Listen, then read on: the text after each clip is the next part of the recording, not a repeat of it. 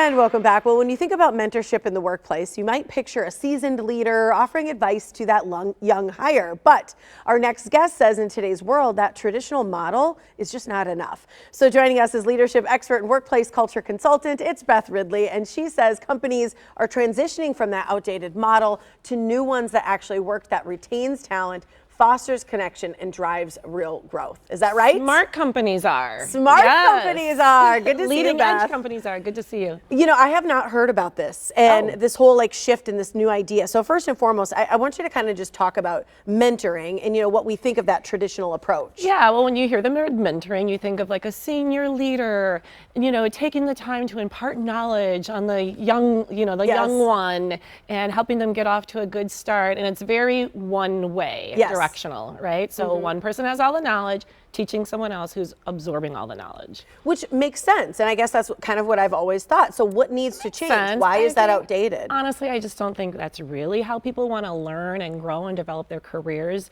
in this day and age, and especially the younger generation coming in. I mean, they've got ideas and they're kind of impatient. Not necessarily a bad thing, but if we want to retain them and keep them.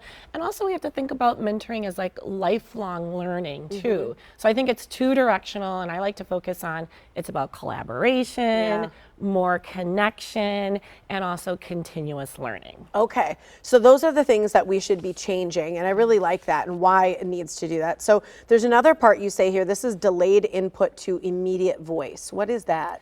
So again, young people, new hires, you know, I remember when I joined a company, they said, oh, in 10 years, you know, we'll listen to you, you'll have something to say. And I mean, back then it's like, okay, I'll wait my 10 years, but now that can be really demoralizing. And, you know, people want to have a say. And also the other thing is, I like to tell companies, you're only going to know what a new hire thinks or what their experience is by asking them while they're a new hire. And especially younger people, we're only getting older, so ask them what they think while they're young. And that's great information if you start to think about everyone can contribute no matter their stage or their age or their tenure or their role in the company. You have to ask and you'll learn things that you wouldn't hear otherwise. Well, it's so interesting with all the intergenerational relationships, you know, and how that can work for you or against you if you don't pay attention to them. So what do you do instead then? Yeah, I think you actually, you know, let new hires know, we actually want to hear what you have to say.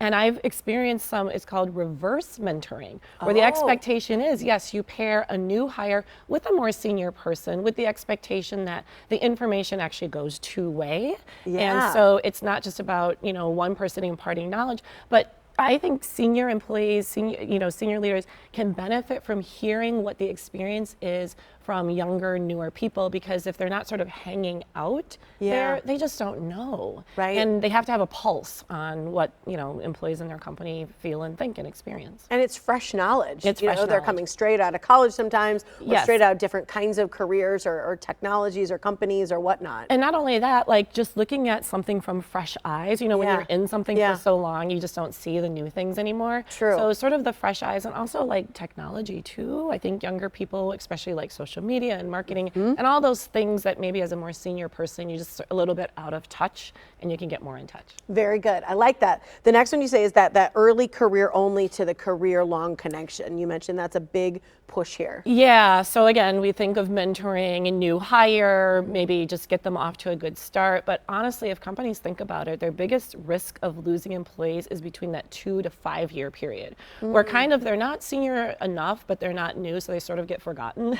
And also your mid-career professionals are kind of like, you know, maybe feeling stagnant. Where are my growth opportunities? So I think if we expand the think of, you know, mentoring, it's not just, you know, when you first start, but pair people with peers. You know, it doesn't, again, have to be top-down learning. You can talk just with your peers.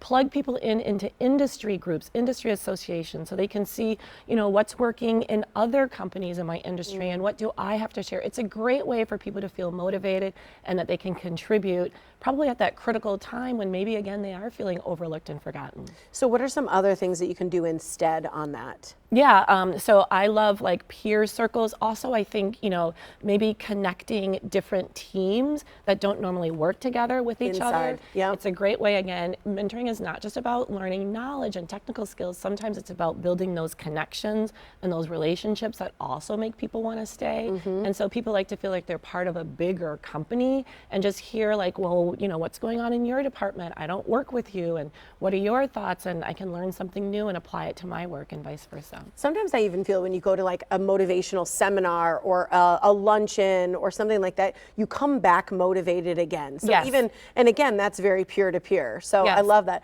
But even the word mentoring is kind of outdated. So what do we say It instead? can be. So I actually posed this question to some of my clients who Yeah. actually, this topic came up because they came to me and said, we want new, fresh ways of thinking about mentoring.